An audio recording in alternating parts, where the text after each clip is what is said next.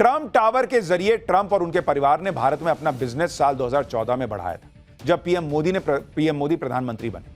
तब मुंबई में Trump tower के लॉन्च होने के लिए डोनाल्ड ट्रंप भारत आए थे। उस वक्त वो अमेरिका के राष्ट्रपति नहीं थे, बल्कि एक बिजनेसमैन के तौर पर भारत आए थे। तब ट्रंप ने कहा था कि भारत निवेश के लिए बढ़िया जगह है। तब ट्रंप ने पीएम मोदी की तारीफ की थी और कहा था कि अब भारत में लोग जिस तरह से आ रहे हैं, शायद वैसा इलेक्शन से पहले नहीं आते। ट्रंप ने कहा था कि वो भारत में बड़ा निवेश करेंगे क्योंकि भारत निवेश के लिए बढ़िया जगह है। उस दौर में एक बिजनेसमैन के तौर पर ट्रंप का यह मानना था कि नरेंद्र मोदी के प्रधानमंत्री बनने से भारत को बहुत फायदा होगा। तो भाई ने खूब पैसा लगाया, पैसा कमाया, आज भी कमा रहे हैं। लेकिन अब चूंकि नरेंद्र मोदी ने कह दिया कि नहीं भाई, तुम्हारे शर्त पे थोड़ी दोस्त हो तो दोस्त हो, लेकिन देश थोड़ी छोड़ देंगे, तो भाई ने पैर पटकते कर दिया है डेड इकोनॉमी तुम्हारी। अब ट्रंप ट्रेड डील के चक्कर में भारत की इकोनॉमी को डेड बताने में लगे हैं। ट्रंप को रूस और भारत की दोस्ती से दिक्कत है, लेकिन आज विदेश मंत्रालय ने अमेरिका को सीधा मैसेज दे दिया कि रूस से दोस्ती पर कोई आंच नहीं आने वाली। विदेश मंत्रालय की तरफ से कहा गया कि भारत और रूस के बीच स्थिर साझेदारी है। भारत के अलग अलग देशों के साथ जो द्विपक्षीय संबंध है, उसे किसी तीसरे देश के नजरिए से नहीं देखा जाना चाहिए। यानी भारत ने सीधे सीधे अमेरिका को मैसेज दे दिया है कि वो रूस से दोस्ती को लेकर किसी भी देश के दबाव में नहीं आएगा। एक तरफ भारत है जो ट्रंप की धमकियों को धुएं में उड़ा रहा है, और दूसरी तरफ पाकिस्तान है जो ट्रंप के आगे बिछा जा रहा है, ट्रंप के तलवे चाट रहा है, और ऐसा लग रहा है कि ट्रंप भी अपनी इस तेल मालिश से खुश होकर पाकिस्तान पर मेहरबानियां लुटा रहे हैं। इससे उन्हें लगता है कि भारत पर दबाव बनाने में भी मौका मिलेगा। अब ट्रंप ने ऐलान किया है कि अमेरिका पाकिस्तान पर सिर्फ 19% टैरिफ लगाएगा, जो पूरे साउथ एशिया के किसी देश पर सबसे कम अमेरिकी टैरिफ। अरे इतनी दोस्ती है तो टैरिफ 0 कर दो, वो तो वैसे ही भिखारी देश है, वो तो कर्जा ले लेके चल रहा है, तो उससे टैरिफ क्यों ले रहे हो? अप्रैल में ट्रंप ने पाकिस्तान पर 29% टैरिफ लगाने का ऐलान किया। यानी ट्रंप ने पाकिस्तान को टैरिफ में 10% की छूट तो दे दी, लेकिन पूरा टैरिफ माफ नहीं किया। ट्रंप ने पाकिस्तान पर 2 दिन में दूसरी बड़ी मेहरबानी की। अभी कल ही ट्रंप ने पाकिस्तान के साथ ऑयल डील का ऐलान किया था और कहा था कि अमेरिका की कंपनियां पाकिस्तान में तेल निकालेंगी। ट्रंप के बैक टू बैक इन 2 ऐलानों से पाकिस्तान का मुनीर और शहबाज शरीफ खुशी से फूले नहीं समा रहे। मुनीर और शहबाज दोनों को लग रहा है कि पाकिस्तान ने ट्रंप को नोबेल पीस प्राइज के लिए नॉमिनेट किया और ऑपरेशन सिंदूर में सीजफायर का क्रेडिट ट्रंप को दे दिया। उसके इनाम के तौर पर ट्रंप ने पाकिस्तान पर कम टैरिफ लगा दिया। लेकिन बॉस, पूरी दुनिया जानती है कि अमेरिका अपने फायदे के बिना कुछ नहीं करता। ट्रंप ने भी पाकिस्तान पर 10% टैरिफ कम करके कोई एहसान नहीं किया है। ट्रंप ने टैरिफ कम इसलिए किया है क्योंकि पाकिस्तान ने अपने तेल भंडार अमेरिका के हवाले कर दिए, जो अगर मिल गए अमेरिका को तो वेरी गुड। ट्रंप ने टैरिफ कम इसलिए किया है क्योंकि पाकिस्तान अब अमेरिका से महंगे दाम पर तेल भी खरीदेगा। ट्रंप ने टैरिफ कम करने का ऐलान तब किया जब पाकिस्तान ने अमेरिकी ऑयल कंपनी से 10 लाख बैरल तेल इंपोर्ट करने की डील की। यानी वहां भी पाकिस्तान का तेल निकाल दिया ट्रंप ने कि पहले ये खरीदो, तब तुम्हारा टैरिफ कम करते हैं। यानी ट्रंप ने पाकिस्तान के साथ तेल वाला खेल किया है। अब आप पाकिस्तानी एक्सपर्ट्स को भी सुनिए जो ऑयल डील का मजाक उड़ा रहे हैं, ट्रंप की नीयत पर सवाल उठा रहे हैं। पाकिस्तान में पाकिस्तानियों को समझ में आ रहा है कि ट्रंप जो है वो पाकिस्तान का तेल निकालने की तैयारी कर रहे हैं। मुनीर और शहबाज उसके तलवे में तेल लगा रहे हैं। पाकिस्तान के लोग भी समझ रहे हैं कि पाकिस्तान ऐसा भिखारी देश है जो कटोरा लेके खड़ा रहता है, कोई बस ऐसे 10 का नोट दिखाए उतने में चरणों में गिर जाता है। पाकिस्तान के लोग खुद हालांकि ये नहीं समझ पा रहे कि पाकिस्तान में कौन सा तेल का भंडार है जहां से अमेरिका तेल निकालेगा, लेकिन पाकिस्तानियों को यह जरूर समझ में आ चुका है कि ट्रंप पाकिस्तान में तेल निकले ना निकले, ट्रंप ने जो टैरिफ लगाया है उससे पाकिस्तान का तेल निकलना तय है। क्योंकि आप देखिए कि भिखारी पाकिस्तान के लिए तो 19% टैरिफ ही उसकी औकात से बाहर की बात है। पाकिस्तान तो खुद पूरी दुनिया से मांग मांग कर पेट पाल रहा है, तो अमेरिका को क्या देगा भाई वो। पाकिस्तान के लोगों को यह भी समझ नहीं आ रहा कि मुनीर ने अमेरिका जाकर ट्रंप को कौन सा लाहौरी चूरन चटा दिया कि ट्रंप ने पाकिस्तान में तेल निकालने की डील कर ली। लोग पूछ रहे हैं कि अगर पाकिस्तान के पास वाकई में तेल के भंडार हैं तो फिर वो पूरी दुनिया में कटोरा लेके क्यों घूम रहा है? भाई अगर तेल का भंडार था तो पाकिस्तान बेच के खुद ही अपना देश चला लेता।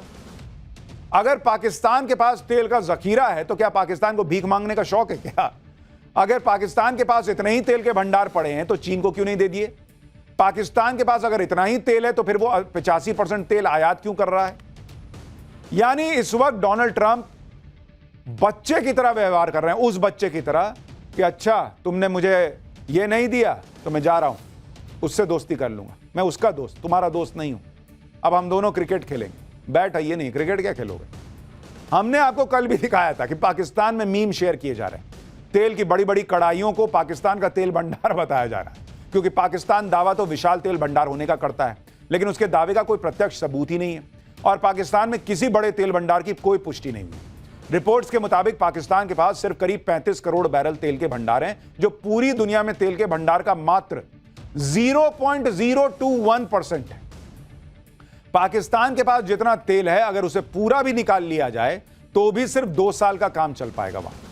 लेकिन अपने इत्तू से तेल भंडार से भी तेल निकालना पाकिस्तान के बस की बात नहीं, क्योंकि पाकिस्तान के पास जो भी तेल भंडार है वो बलूचिस्तान में है, जहां बलूचों का नियंत्रण है।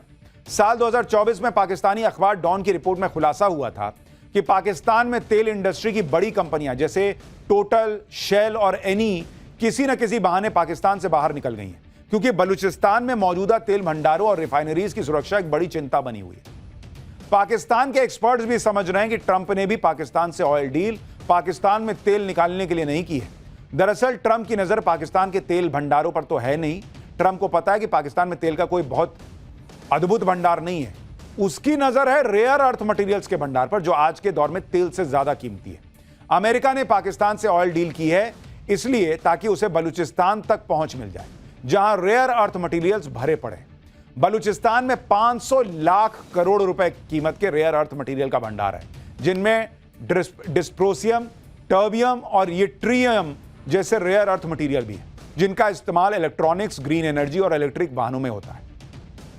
बलूचिस्तान में इन्हीं रेयर अर्थ मटेरियल को कब्जे में करने के लिए चीन ने पाकिस्तान में सीपेक जैसे प्रोजेक्ट में अरबों डॉलर निवेश किए हैं। इसलिए वो पाकिस्तान को पुचकारता रहता है कि आओ बाबू आओ मेरे पास। अब ट्रंप पाकिस्तान के इस खजाने पर कब्जा चाहते हैं, यानी चीन को काउंटर कर सकें। यानी अब अमेरिका और चीन दोनों भिड़ जाएंगे। इधर से अमेरिका कहेगा आओ बाबू आओ, उधर से चीन कहेगा आओ बाबू आओ। बाबू का बाबा बन जाएगा कि इधर जाऊं कि उधर जाऊं। इस वक्त चीन और अमेरिका के बीच जबरदस्त ट्रेड वॉर चल रही है और ऐसे वक्त में पाकिस्तान ने चीन को धोखा देकर अमेरिका से डील कर ली। इस पर तो चीन का भड़कना बनता भी है। आप देखिए कि चीन पाकिस्तान आर्थिक गलियारा प्रोजेक्ट के तहत पाकिस्तान में 5,70,000 करोड़ रुपए से ज्यादा का निवेश किया हुआ है, जिसमें ग्वादर में तेल रिफाइनरी और गैस पाइपलाइन में अरबों डॉलर का निवेश है। इसके अलावा पाकिस्तान अपने 80% हथियार भी चीन से खरीदता है। चीन ने पाकिस्तान को सबसे ज्यादा 2.5 लाख करोड़ रुपए से ज्यादा का कर्ज भी दिया हुआ है और अब पाकिस्तान ने चीन को धोखा देकर अमेरिका से डील करनी चाहिए। जाहिर है चीन चुप तो बैठेगा नहीं, अपना उधार मांगेगा कि जाओ बेटा उधर सट रहे हो तो इधर उधार दो। ट्रंप ने ऑयल डील के नाम पर पाकिस्तान को अमेरिका से तेल खरीदने पर मजबूर कर दिया है। यानी दुनिया के 2 सुपर पावर देश की जंग में पाकिस्तान का तेल निकलना तय है। पाकिस्तान जिन तेल और खनिज भंडारों को ट्रंप के हवाले करने जा रहा है वो बलूचिस्तान में, और यह जगह अमेरिका के लिए मौत का कुआं साबित हो सकती है, क्योंकि पाकिस्तान अमेरिका की डील के बाद बलूच नेता मीर यार बलूच ने ट्रंप को चेतावनी दी है। मीर यार बलूच ने एक सोशल मीडिया पोस्ट पर लिखा कि ट्रंप को पाकिस्तान के सेना प्रमुख जनरल असीम मुनीर ने गुमराह किया है। विशाल तेल और खनिज संपदा के भंडार पाकिस्तान में नहीं बल्कि बलूचिस्तान में है, और बलूचिस्तान एक संप्रभु देश है और पाकिस्तान के अवैध कब्जे में है।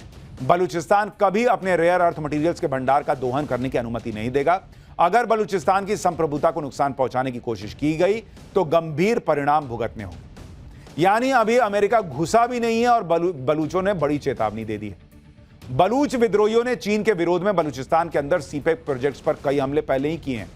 बलूचों का कहना है कि चीन उनके संसाधनों को लूट रहा है, इसलिए बलूचिस्तान में मौजूद चीनी नागरिकों पर कई हमले ऑलरेडी हो चुके हैं। तो वहां पर चीन ने अपने सैनिक लगा दिए कि भाई चलो ठीक है तुम ही रक्षा कर लो, पाकिस्तान वाले तो नहीं कर पा रहे हैं। तो ये सारा गेम चल रहा है। भारत पाकिस्तान तो है नहीं कि भाई जो अमेरिका ने कहा वो कर लेगा, तो भारत अपने स्टैंड पर है।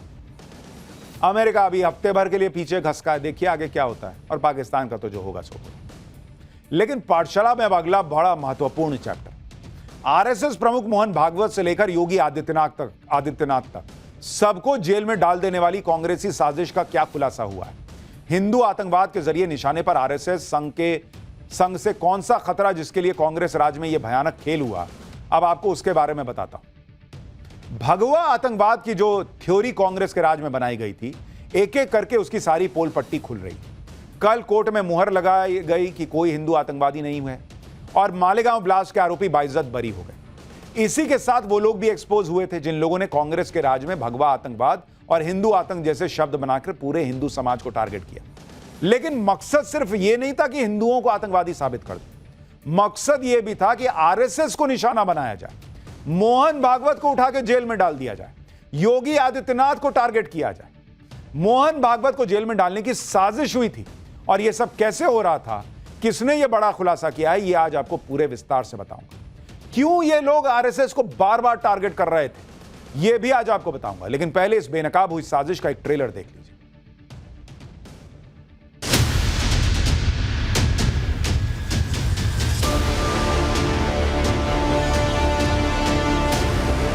माननीय मोहन भागवत जी को उन्होंने मेरे को अरेस्ट करके पकड़ के लाने को बोला था।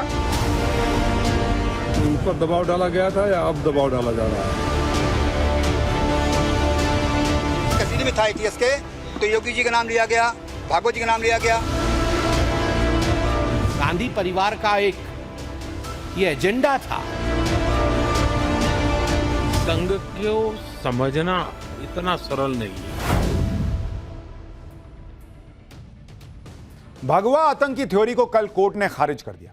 आज एक बहुत बड़ा खुलासा भी हो गया और यह खुलासा संघ प्रमुख मोहन भागवत को लेकर हुआ। मालेगांव ब्लास्ट केस की जांच करने वाले महाराष्ट्र एटीएस के एक पूर्व अधिकारी ने सनसनीखेज दावा करके हड़कंप मचा दिया। संघ प्रमुख मोहन भागवत को भी इस केस में टारगेट करने की प्लानिंग थी।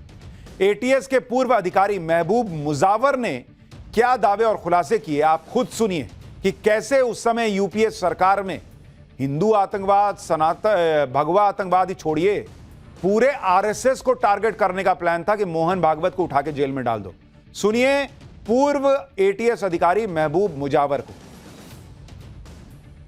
माननीय मोहन भागवत जी को उन्होंने मेरे को अरेस्ट करके पकड़ के लाने को बोला था और ये सब ऑन रिकॉर्ड था, पूरा रिकॉर्ड पे था। मगर वो लोग बता रहे थे कि ये एटीएस में है ही नहीं। अभी जब ये 7-8 साल पहले जब टाइम्स नाउ ने मेरी मुलाकात ली थी, मेधा प्रसाद बोल के जो पत्रकार थे उन्होंने लिए थे, तब वो बताए थे कि हमारा है ही नहीं, एटीएस का है ही नहीं। मगर मेरे को लिखित में ऑर्डर थी, डेपुटेशन पे लिया गया था। 8 महीने मैंने वहां पे काम किया, तो झूठ काम करने के लिए लगाए थे, तो मैंने नहीं किया। नहीं करने से मेरे पे झूठा गुना दाखिल करके मेरे को अरेस्ट किया गया। यानी 2008 के मालेगांव ब्लास्ट केस को उस वक्त की कांग्रेस सरकार ने एक मौके की तरह इस्तेमाल किया। मालेगांव ब्लास्ट की आड़ में भगवा आतंकवाद की थ्योरी गढ़ी गई और इस थ्योरी को सही साबित करने के लिए आरएसएस प्रमुख मोहन भागवत को गिरफ्तार करने का प्लान तैयार किया गया था, यह आरोप लग रहा है। उस वक्त मोहन भागवत का आरएसएस का छठा प्रमुख बनना तय हो चुका था। पूर्व एटीएस अफसर महबूब मुजावर का दावा है कि उन्हें भागवत को अरेस्ट करने का जिम्मा मिला था। उनका आरोप है कि जब उन्होंने मोहन भागवत को गिरफ्तार नहीं किया तो झूठे आरोप लगाकर उन्हें गिरफ्तार कर लिया गया। यही नहीं, एटीएस के पूर्व अफसर ने यह भी खुलासा किया कि मोहन भागवत को फंसाने की साजिश को पूरा करने के लिए सीक्रेट फंडिंग भी की गई थी और मुंबई पुलिस के बड़े अधिकारियों को इस काम को पूरा करने के लिए ऊपर से आदेश मिले थे। मैं परमवीर सिंह और उसके हायर अथॉरिटी के ऊपर बात कर रहा हूं। मैं मेरे को जो आदेश था, लिखित में आदेश था, मेरे को रिवॉल्वर दिया गया था, सीक्रेट फंड से मेरे को पैसे दे के काम के लिए भेजा था और रोज मैं उनको सुबह शाम दोपहर उनको उनके इसके अंदर रह के उनके मार्गदर्शन में काम कर रहा था मैं। और उन्होंने मेरे को संकट में डाला, इसलिए डाला कि मैंने उनका झूठ काम नहीं किया। सब में बड़ी बात यह थी तो मोहन भागवत को लाओ, ऐसा उनका आदेश था, तो मैंने नहीं किया। अच्छा, पूर्व एटीएस अफसर महबूब मुजावर अकेले नहीं है जो भगवा आतंकवाद को साबित करने की साजिश का खुलासा कर रहे हैं। मालेगांव ब्लास्ट केस में बरी हुए सुधाकर चतुर्वेदी ने भी मोहन भागवत को टारगेट किए जाने का खुलासा किया। उनको भी सुनिए। भगवा को लड़की